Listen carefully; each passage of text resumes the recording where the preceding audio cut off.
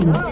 কিন্তু আপনাদের পরিষ্কারভাবে বলছি, আপনারা বাজেটে আমাদের বঞ্চনা করেছেন, আপনারা বাংলার সমস্ত উন্নয়নের প্রজেক্ট বন্ধ করে দিয়েছেন, আপনারা বিরোধী দলের কোনো রাজ্যকে কোনো সুযোগ দেন না, এবং আপনারা আমাদের 3 বছর ধরে 100 দিনের কাজ বন্ধ, প্রধানমন্ত্রী আবাস যোজনা বন্ধ, রুরাল রোড যোজনা বন্ধ, সমস্ত কিছু বন্ধ করে রেখেছেন, এমনকি ফুড সাবসিডি পর্যন্ত দেননি।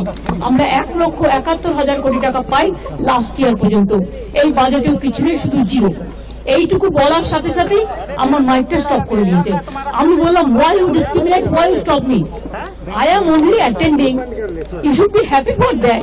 Instead of that, you are giving more scope to your party, your government, and you only me on behalf of opposition, only I am there, and you stop my mic. আপনি আমার mic বন্ধ করে দিচ্ছেন।